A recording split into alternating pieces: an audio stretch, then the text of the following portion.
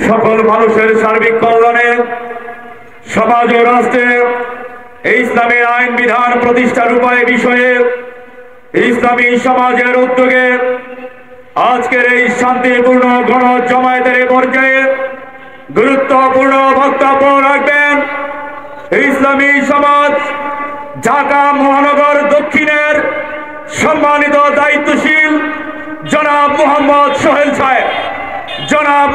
সোহেল সাহেব। আসসালামু আলাইকুম ওয়া রাহমাতুল্লাহি ওয়া বারাকাতুহু। রব্বি আউযু বিকা মিন হামাজাতি শায়াতিন ওয়া আউযু বিকা রব্বি আইয়াহদুরুন। ওয়া সালামুন আলাল মুরসালিন আলহামদুলিল্লাহি রাব্বিল আলামিন। আউযু বিল্লাহি মিনাশ শাইতানির রাজিম। বিসমিল্লাহির রহমানির রহিম।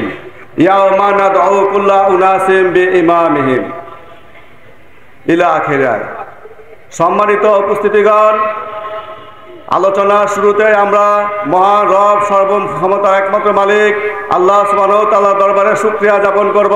সকলেই বলি আলহামদুলিল্লাহ। সংক্ষেপে দুরূদ পাঠ করব রাসূল করিমের উপর সাল্লাল্লাহু আলাইহি সাল্লাম। ইসলামী সমাজের উদ্যোগে বাদশাহ বালুর মাঠে আজকে শান্তিপূর্ণ গণজামায়াত। আমাদের এই শান্তিপূর্ণ গণজামায়াতে বিশেষ অতিথি, প্রধান অতিথি হিসাবে উপস্থিত থাকবেন মানবতার কল্যাণকামী বন্ধু, আল্লাহর সার্বভৌমত্বের ভিত্তিতে তারই আইন বিধানের প্রতিনিধিকারী নেতা হযরত সৈয়দ হুমায়ুন কবির সাহেব। উপস্থিত আছেন কেন্দ্রীয় নেতৃবৃন্দ, উপস্থিত আছেন ইসলামী সমাজের সদস্যবৃন্দ, উপস্থিত আছেন দূর দূরান্ত থেকে আগত ইসলাম প্রাণপ্রিয় বন্ধুগণ এবং পর্দার আড়ালে আমার মা ও বোনগণ। সম্মানিত উপস্থিতি, দেশবাসী এবং বিশ্ববাসীকে উদ্দেশ্য করে আমি বলতে চাই, আমাদের বাংলাদেশ সহ গোটা বিশ্বে কোথাও ইসলাম প্রতিষ্ঠিত নেই। আমাদের বাংলাদেশে গণতন্ত্রের ভিত্তিতে নেতৃত্ব দিয়ে যাচ্ছেন এখন প্রধান উপদেষ্টা ডক্টর ইউনূস সহ সকলে।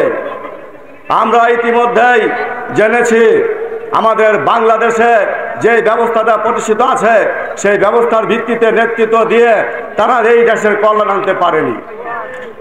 আমাদের বাংলাদেশে গণতন্ত্র নামক যে ব্যবস্থা প্রতিষ্ঠিত আছে এই ব্যবস্থায় বলা হয় সকল ক্ষমতার মালিক জনগণ। বলেন নাউজুবিল্লাহ। আমি যদি আপনাদের কাছে প্রশ্ন করি সকল ক্ষমতার মালিক কে, অবশ্যই আপনারা বলবেন আল্লাহ।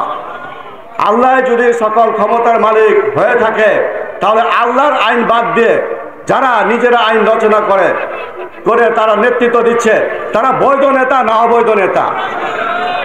আমি আপনাদের সম্মুখে সূরা বনী ইসরাঈলের ৭১ নং আয়াত কালিমা তেলাওয়াত করেছি। এখানে আল্লাহ সুবহানাহু ওয়া তাআলা বলেন, আমি প্রত্যেক জাতিকে তার নেতা সহকারে উত্তোলন করব। এখন আমার নেতা যদি অবৈধ নেতা হয়, কুফরকারী নেতা হয়, তাহলে কি আমি জান্নাতে যেতে পারবো? এই দুনিয়াতে কি শান্তিতে বসবাস করতে পারবো? এবার ইসলামী সমাজের আমির সাহেব হচ্ছেন বৈধ নেতা। আমি এর জন্যই আমাদের বাংলাদেশ সহ গোটা বিশ্ববাসীকে বলতে চাই, যারা গণতন্ত্র সহ সকল প্রকার মানবরচিতের ব্যবস্থার ভিত্তিতে নেতৃত্ব দিচ্ছেন তারা সকলেই আপনাদের নেতৃত্ব প্রত্যাখ্যান করেন। ইসলামী সমাজের আমির হযরত সৈয়দ হুমায়ুন কবির সাহেব সমাজ এবং রাষ্ট্র গঠন পরিচালনায় ইসলাম প্রতিষ্ঠার জন্য বিরামহীন পরিশ্রম করে যাচ্ছেন। আপনারা সকলেই ইসলামী সমাজের আমির সাহেবের নেতৃত্ব এসে ইসলামী সমাজের আমিরের নেতৃত্ব গ্রহণ করে এই দেশের মানুষকে আল্লাহর আযাব গজব থেকে রক্ষা করুন। আর নয়তো আমাদের বাংলাদেশ সহ গোটা বিশ্বেই যে আযাব গজব আসছে আমরা কেউ রেহাই পাবো না। গণতন্ত্র, কুফর এবং শিরিক, এই কথাগুলো আমরা সকলেই জানি। আমাদের যারা রাষ্ট্র গঠন পরিচালনা আছেন তারাও জানেন, কিন্তু তারপরও তারা গণতন্ত্র দিয়ে রাষ্ট্র গঠন এবং পরিচালনা করে যাচ্ছেন।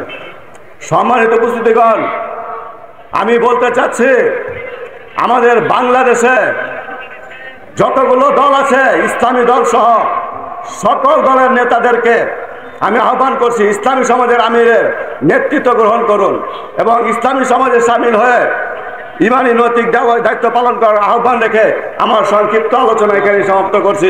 আমার তৌফিক ইল্লা বিল্লাহ। আসসালামু আলাইকুম ওয়া রাহমাতুল্লাহি ওয়া বারাকাতুহু।